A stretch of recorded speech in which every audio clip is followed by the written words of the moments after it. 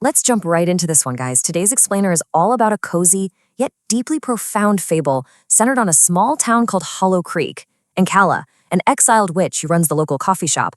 But listen, this isn't just your standard story about pulling espresso shots with a flick of a wand. It's really about the healing journey of the Hollow Creek residents themselves. We're going to see how true healing is never a one-way street, but an entire ecosystem that requires a community to wake up to the invisible burdens carried by the people who care for them. So think about this for a second. If a cup of coffee could cure your absolute deepest grief, what would it cost the barista?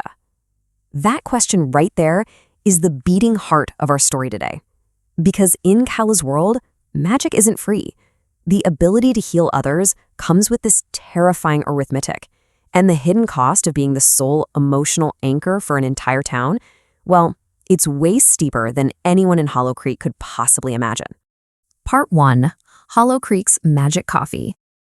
Okay, so to set the scene, Calla's immense magical abilities were actually bound and restricted by a ruling council to just domestic tier magic before she was banished to Hollow Creek.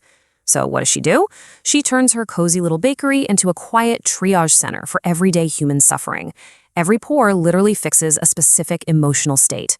A courage latte smelling faintly of struck flint straightens the spine of a super nervous interviewee. The grief roast, thick and bittersweet, thaws the frozen numbness of a woman who just lost her mom. And a comfort blend soothes confusion. But here's the catch. Calla uses a magical arithmetic, 1 beat for the want and 1 beat for what it costs. When she pours courage, she's literally giving away a piece of her own nerve. When she thaws a stranger's grief, she pulls from her own emotional reserves, leaving herself entirely numb to her own past traumas. Talk about a heavy toll, right?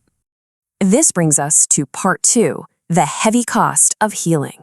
You see, Hollow Creek is basically bringing her all of their pain. Messy breakups, failed businesses, deep-seated loneliness, you name it. And Calla, who is generous to a total fault, just keeps pouring the magic, desperately trying to hide the emotional cost from the people she loves. Now, her sharp-witted barista, Junie, is one of the few who senses something is deeply, deeply wrong. As Junie bluntly points out, Calla looks like a woman bleeding herself dry. She's giving away her own courage and grief while aggressively refusing to let anyone care for her in return. Calla genuinely thinks she's projecting the town, but she's actually engaged in a slow, silent act of self-destruction. And this completely unsustainable generosity, it triggers a very real, very dangerous countdown. Enter Warden Blackwell, the council enforcer, conducting Calla's quarterly inspections. He totally catches on to her failing health and delivers a harsh ultimatum. She has exactly 30 days to prove that the town doesn't need her bleeding herself dry to function. The threat is severe, guys. If she doesn't stop depleting her reserves, the council is going to revoke her remaining magic, or worse, drag her back to face a much darker punishment. Part 3. The Drying Magical Spring. Desperate for an answer to her failing strength, Calla turns to her grandmother's ancient grimoire. Now, she always thought her bound magic was like a tap, something that would just naturally refill on a schedule. But the old texts reveal a much more dangerous reality. Magic channels act like a two-way well. If they only ever extract, they die. A channel fed only by extraction requires reciprocity, an exchange freely given and freely received, flowing both directions. Calla realizes with absolute dread that she has spent 4 years pouring herself out to strangers while quietly and carefully refusing to let anyone pour anything back into her. By hiding her burden, she's literally been starving her own magical source. But before Calla can implement any real reciprocal changes, tragedy strikes Hollow Creek. On a Tuesday, the beloved town teacher, Mr. Hargrove, passes away. By Wednesday morning, the entire town collectively flocks to the only place that makes their grief bearable, Calla's shop. She pours cup after cup for grieving children and heartbroken adults, completely refusing to turn them away. And then, by mid-morning, the inevitable happens. The collective grief of the town becomes a literal, physical weight that finally crushes Calla's solitary, one-way system. Her magical reserve breaks, and she physically collapses onto the floor of her storeroom, completely drained of all feeling and power. Part 4. The Town Residents' Awakening. Waking up on that floor with her friends terrified beside her, Calla finally realizes she can't hide the cost of her magic anymore. She's terrified, thinking that if the town knows the truth, they just won't want her anymore. But then the elderly widow Mrs. Bellwether steps in with this absolutely beautiful reassurance. She refuses to let Calla shut them out, insisting, I do not believe for one single moment that the people who love you would let you collapse on your own floor twice, now that they finally know what it's costing you to keep loving them back. You see, Hollow Creek wasn't maliciously taking from Calla. They just didn't know the well was running dry. And once they do, it changes absolutely everything. So at a packed town hall meeting, Calla finally confesses the whole truth. And instead of turning away, this is where the townspeople truly transform. This right here is the real core of the Hollow Creek residents' healing journey. They realize they can no longer be passive consumers of her magic. They have to step up and embrace shared vulnerability. They actively participate in her survival, completely shifting from a dangerous system of one-way extraction to a sustainable two-way exchange of community support. It's a total game changer.